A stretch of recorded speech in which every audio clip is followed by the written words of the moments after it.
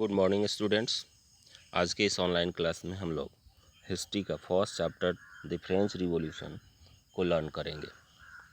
On the morning of 14 July 1789 the city of Paris was in a state of alarm. एक आतंक का माहौल बना हुआ था पेरिस सिटी में 14 जुलाई 1789 को।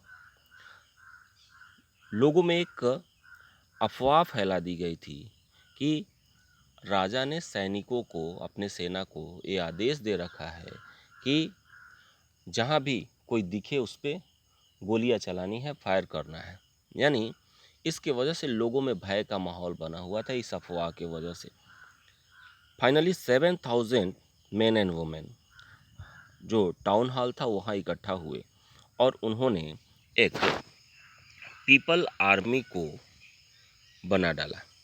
यानी एक जो स्वतः स्फूर्त सेल्फ मोटिवेटेड जो लोगों का भीड़ इकट्ठा हुआ, इन्होंने एक पीपल आर्मी को ऑर्गेनाइज किया और उन्होंने finally a group of several hundred people march towards the eastern part of the city and storm the fortress prisons the Bastille. Bastille को उन्होंने ध्वस्त कर दिया, बास्तिल के किले को, बास्तिल के जेल को, जहाँ पे बहुत सारे कैदी रखे गए थे उनको, उसको तोड़ दिया उन्होंने। Where they hope to find hoarded ammunition in the arm fight the followed the commander of the Bastille was killed and the prisoners released, though there were only 7 of them.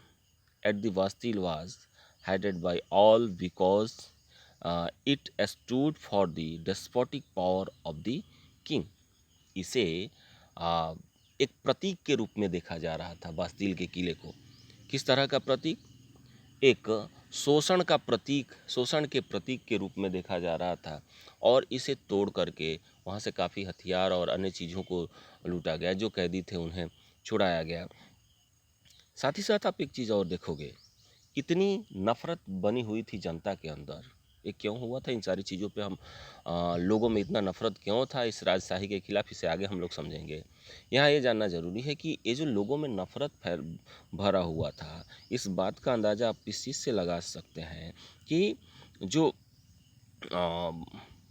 विध्वंसित जो बास्तिल का किला था, उसके एक एक ईंट की बोली लगाई गई और उसको खरीद करके लोग अपने घरों में संजो कर रखे, इस रूप में कि यह हमारे लिए इस निरंकुश राजतंत्र के समाप्ति का एक प्रतीक है और इसे हम याद के रूप में रखना चाहते हैं। The days that followed saw more rioting both in Paris and the countryside. बहुत सारे एपिसेंटर बन गए, पूरे कंट्री साइड में इस तरह का माहौल बन गया कि लोग जहाँ भी थे वहाँ से इस तरह के सिस्टम, इस तरह की व्यवस्था के खिलाफ बात करने लगे, आवाज़ उठाने लगे। इस घटना को much later when historians look back upon this time they saw it as the beginning of a chain events that ultimately led to the execution of the king in France. इसे इतिहासकारों ने एक ऐसे विरोध प्रदर्शन और एक ऐसे क्रांतिकारी आंदोलन के रूप में देखा जिसमें फाइनली क्या होता है, लुई 16 को फांसी पे चढ़ाया जाता है, लुई 16 को गिलोटिन किया जाता है, लुई 16 को मृत्युदंड दिया जाता है। इस रूप में देखें ये सारी घटनाएं कैसे हुई, इसके पीछे कॉजेज़ क्या था, ठीक है, और वो कौन कौन सी बातें थी, कौन से इवेंट्स थे जिन्होंने इस कंडीशन में इस चीज़ को ला करके खड़ा कर दिया। How and why did this happen, हम इसी क्वेश्चन पे डिस्कशन करेंगे। आगे देखने की कोशिश करेंगे, समझने की कोशिश करेंगे कि ये जो कंडीशन क्रिएट हुई वो कैसे हुई। यहाँ आप देख सकते हैं उस बास्तिल के किले को जिसको विध्वंसित किया गया, जिसे तोड़ा गया, जिसे क्रांतिकारियों ने खंडहर के रूप में तब्दील कर दिया। इन सारी चीज़ों को समझने के लिए हमें सबसे पहले जानना ज़रूरी है फ्रेंच सोसाइटी को, फ्रांसीसी समाज को। और इससे बहुत ज़्यादा क्लियर हो जाएगा कि वहाँ पे क्या कुछ चल रहा था जिसके वजह से ये सारी कंडीशन क्रिएट हुई। French society during late 18th century. हम फ्रेंच सोसाइटी के बारे में समझने की कोशिश करेंगे 18th सेंचुरी के। In 1774 Louis 16 of the Bourbon family, इस फैमिली बर्बन फैमिली, आप इस शब्द को बर्बन बिस्किट्स को माइंड में रखोगे तो याद रहेगा आपको। बर्बन फैमिलीज से बिलोंग करता था। बर्बन डायनास्टी जो पूरे यूरोपियन कॉन्टिनेंट में एक महत्वपूर्ण, एक काफ़ी इम्पोर्टेंट डायनास्टी के रूप में थी, जिसका लंबे समय से फ्रांस पे रूल था और पूरे यूरोप को डोमिनेट करता था। इसका ये जो लुई 16 था वो 20 ईयर्स जब ओल्ड था तब उसकी शादी ऑस्ट्रिया की राजकुमारी princess of Austria Marie Antoinette, उससे उसकी मैरिज होती है। Upon his accession the new king found an empty treasury, उसे एक खाली राजकोष मिला जिसमें बहुत कुछ नहीं रहा। ऐसे में उसके सामने बहुत सारे चैलेंजेस थे, काफ़ी चुनौतियां थी, कैसे वो कंट्री को रन करे। एक तो कम उम्र में था तो उसमें वो योग्यता नहीं थी, वो समझदारी नहीं थी। दूसरी, मेरी एंटोनेट काफ़ी खूबसूरत थी, उसके प्रेम में और उसके बातों में ज़्यादा उलझा रहा, राजकाज के काम पे बहुत कम ध्यान दे पा रहा था। उस पे मेरी एंटोनेट का काफ़ी डोमिनेशन था। मेरी एंटोनेट के बहुत सारे सलाहकार भी थे जिसके अकॉर्डिंग लुई 16 डिसीजन लिया करता था। इसलिए आप देख सकते हो कि राज्य के हित में क्या है, नेशन के बेनिफिट में क्या है, उसके लिए बेनिफिशियल कौन से इवेंट्स हैं, कौन से वर्क हैं, उन सारी चीज़ों पे ध्यान न दे करके वो अन्य चीज़ों पे लगा रहा। उसने फ्रांस ने एक अमेरिका का जो वार था under Louis 16, the France held the 13 American colonies. But Louis 16 के लीडरशिप में जो 13 अमेरिकन कॉलोनीज थी उसके स्वतंत्रता आंदोलन में उसने काफ़ी सहायता की। जो इसके पीछे कॉज ये था कि चूँकि ब्रिटेन का उपनिवेश था अमेरिका, और ब्रिटेन फ्रांस का एक स्वाभाविक दुश्मन था, ठीक है, कॉमन एनिमी था। इसलिए इसने वहाँ के जो आंदोलनकारी थे उसका काफ़ी सपोर्ट किया, जिसकी वजह से स्रोतों के स्रोतों से पता चलता है और बहुत सारे ऐसे सोर्स हैं जो बताते हैं कि पहले से ही 2 बिलियन लीवर्स, जो लीवर वहाँ की करेंसी थी, कर्ज था फ्रांस पे, उसमें 10 बिलियन लीवर्स इंक्रीज कर गया। तो आप देखेंगे कि क्रेडिट की प्रॉब्लम हो गई, तमाम तरह के और चैलेंजेज आए। काफ़ी इसमें फ्रांस की जो इकोनॉमिक कंडीशन है वो काफ़ी दयनीय होती जा रही थी। ऐसे में इस स्थिति को संभाल पाना बहुत आसान काम नहीं था। इन सारी चीज़ों को समझने के लिए हमें थोड़ा वहाँ के सोसाइटी और सोसाइटी में जो डिवीज़न था उस चीज़ को समझना जरूरी है। फ्रेंच सोसाइटी 3 पार्ट में डिवाइड था। First one is clergy, second one is nobility and third one is जिसमें कॉमन मैन थे, यानी फर्स्ट स्टेट, सेकेंड स्टेट और थर्ड स्टेट, 3 पार्ट में डिवाइड था। फर्स्ट स्टेट में क्लेर्जी लोग थे। क्लेर्जी कौन होते थे?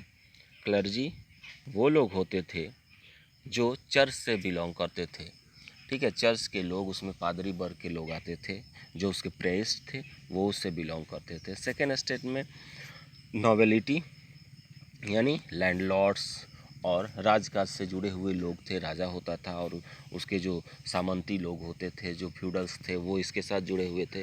थर्ड स्टेट में आप देखेंगे कि मेनली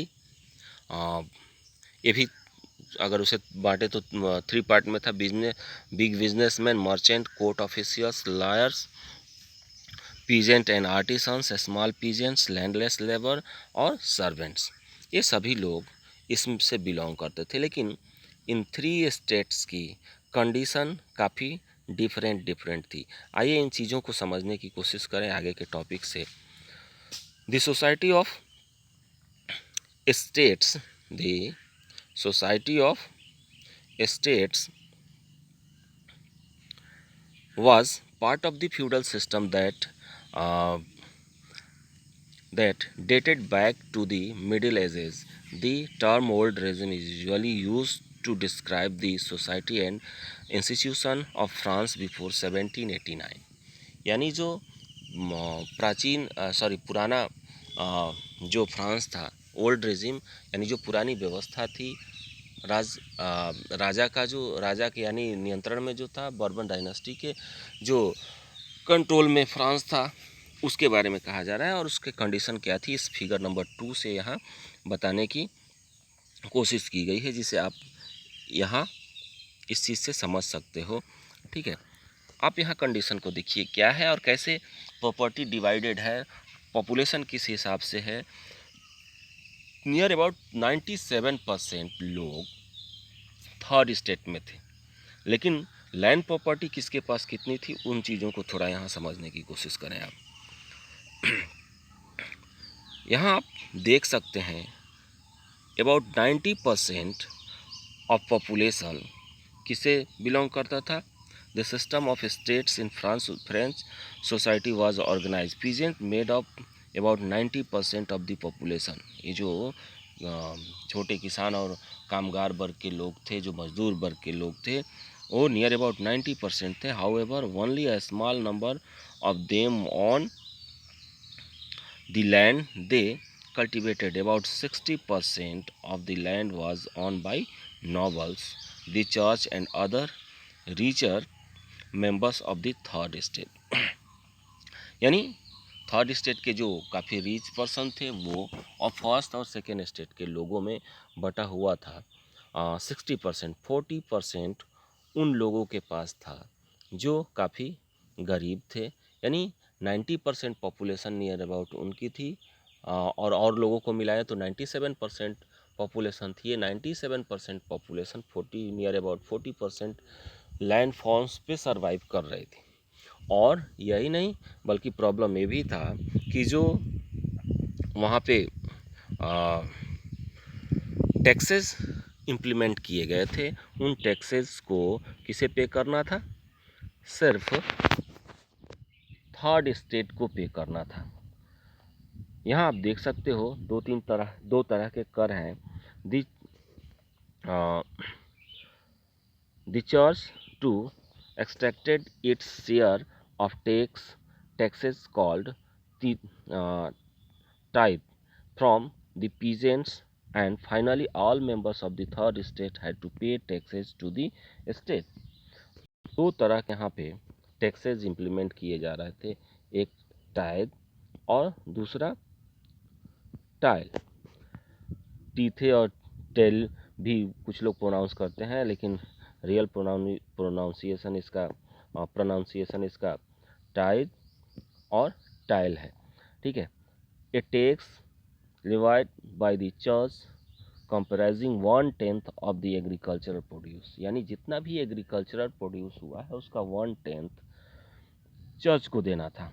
और दूसरा जो टैक्स था वो टाइल था, जिसे जो एक डायरेक्ट टैक्स होता था जो स्टेट ट्रेजरी में जाता था।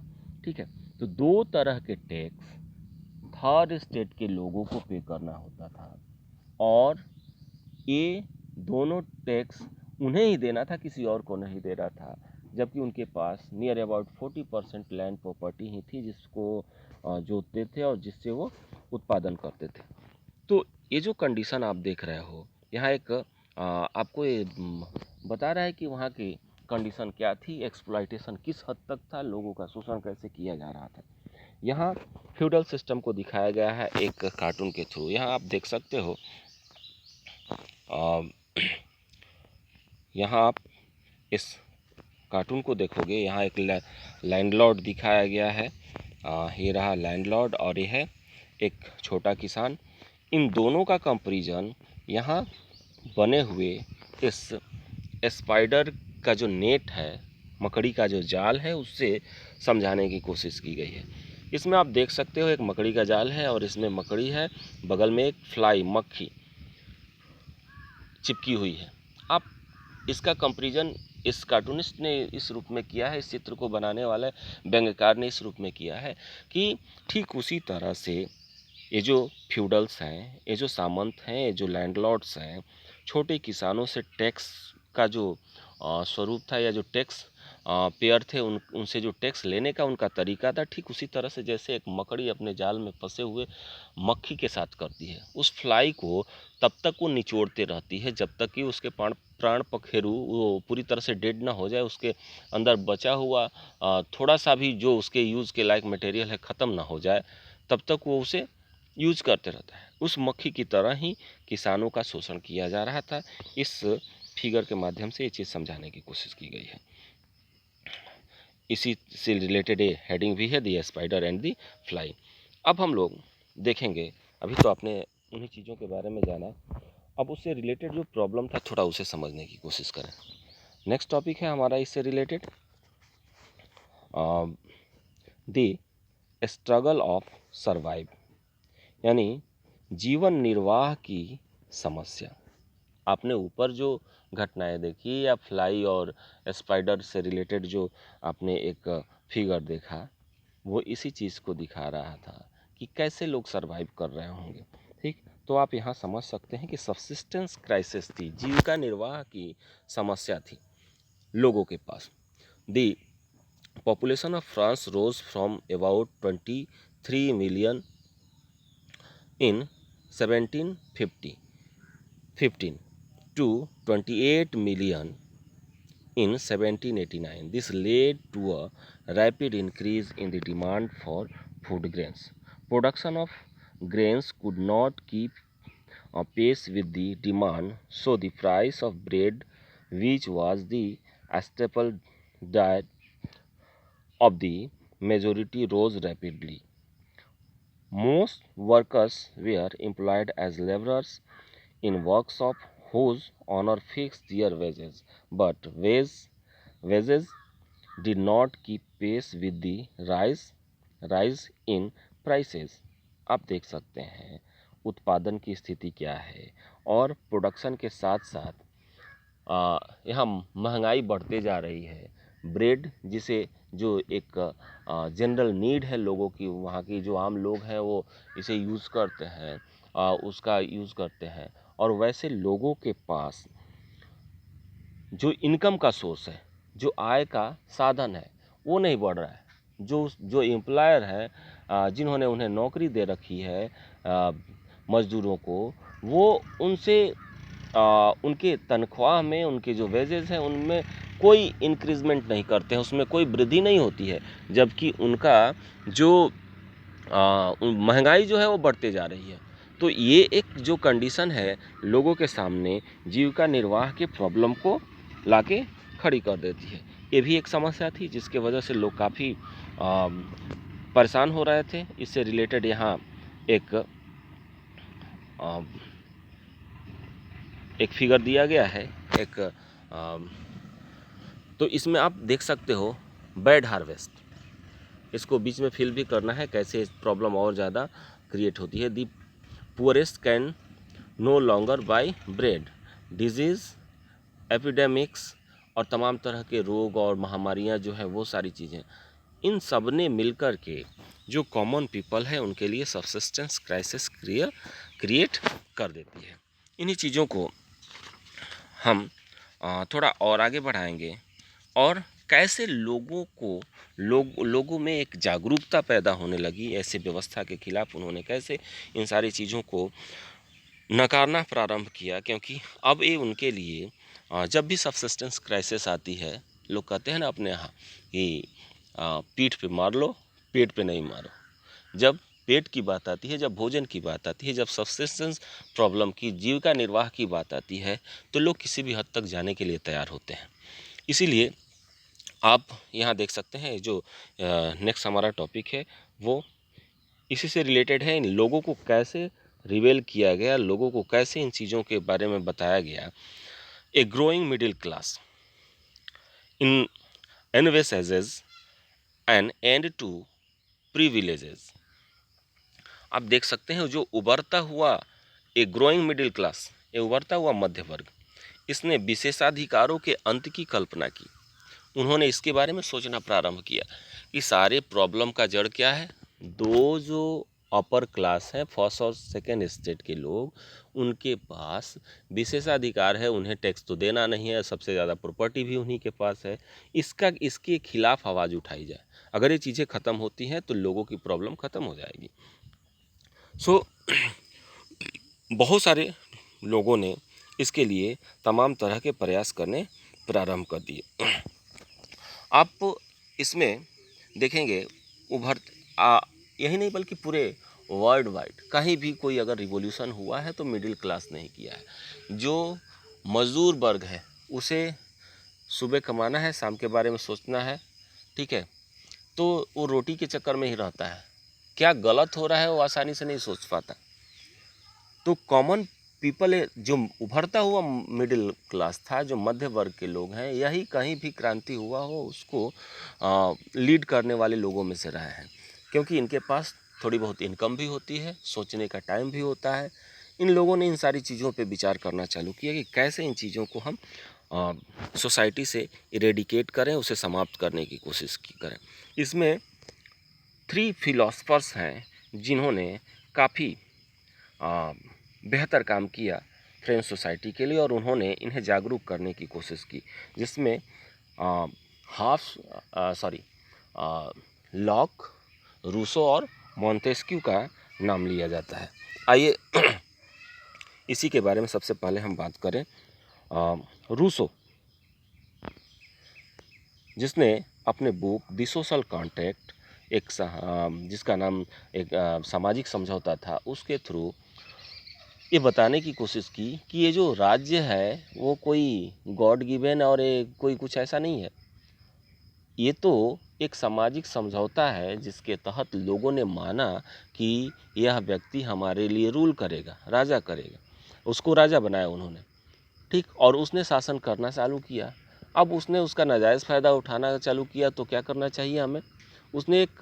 उसका एक जो सेंटेंस था कि मनुष्य हमेशा स्वतंत्र पैदा होता है, वो फ्री बॉर्न होता है, बट हमेशा बेड़ियों में जकड़ा रहता है। लोगों में एक क्रांतिकारी विचार को जगाने का काम किया, उन्हें रिबेलियन बनने के लिए बाध्य किया, मजबूर किया। तो उसी तरह से आप लॉक के बारे में देख सकते हो, ठीक है। उसने एक बुक लिखा जिसका नेम है टू ट्रीटाइजेज ऑफ द गवर्नमेंट, सरकार पर 2 लेख। इसके माध्यम से लॉक ने समझाने की कोशिश की कि